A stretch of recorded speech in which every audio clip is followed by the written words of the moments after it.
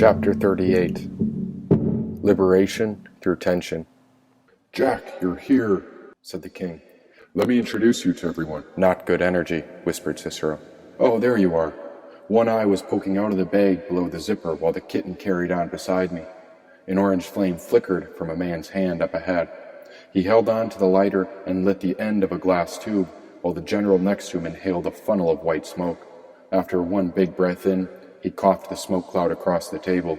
Laughter rained out as the flame disappeared. Everyone was silent as they watched with eager eyes. The general who inhaled the hit of smoke tried to stand, but couldn't leave his chair. Then a sudden burst of energy snapped his body erect while a wave of desperation ran through his eyes. The drug had entered his system, and there was no turning back now. His neck contorted right, bones twisting through his chair. This general was terrified, white eyes gone bare, skin pale before green, staring dead ahead, as if he saw a ghost, or as if he was dead. Now the general stood up, wobbling in place, one arm reaching out, grabbing empty space. All these spectators laughing. One man slapped his knee, but the general kept reaching for something no one could see. His gaze so convincing, fingers pulling at the air, reaching for something, but nothing was there. "Davis is a goner," laughed the king. "and that's why I don't mess with salvia."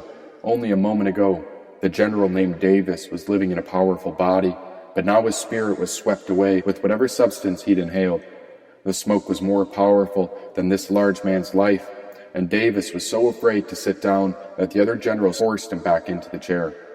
Making my way around the table, the chairs were filled with men and stunning mistresses hovering over on all sides. Ma took my eye and locked on to the king when T. Hammond slid the base of the arrowhead up from the canvas sheath. I was merely observing, watching the kitten and T. Hammond meander on by. There were drinks and plenty of drugs, for all the top commanders of strange cosmic lands were watching the cards being dealt in the center. Now the king was waving me towards him. "Jack will play for Davis this hand," said the king. Davis lurched at the opportunity to stand and leave the table when the generals released him before he found his way to the back of the room. His open chair was right beside the king, and I didn't dare look at the generals or the women gathered. Ma knew what she was doing, how this was the end, and even I knew they'd pulverize me after she made me do it. Once the deed was done, the kitten and the opossum would scram, and I'd have to fight it out. It's a tough way to die, but at least I get to watch a king turn to a silhouette before I go. "Hey, what are you reaching for?" said a general across the table.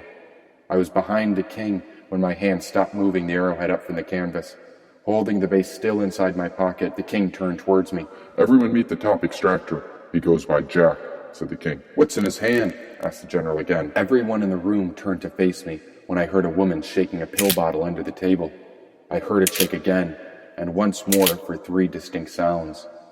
I looked up and recognized her face. She was dressed up like a whore. Jane dropped the pill bottle. My sister had her back to the door.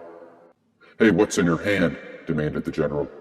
I pulled up T. Hammond's hand, letting go of the knife, and grabbed my fork instead. Then with my left hand, I took hold of a pill bottle from my other pocket and twisted the cap off. I used the fork to spear a new mushroom before I brought the fungus up under my mask where I fed it to my lips. I wasn't sure if brunch included lunch, I told the room. The whole table erupted into laughter when the king pulled me into Davis's seat. "Deal him in," said the king.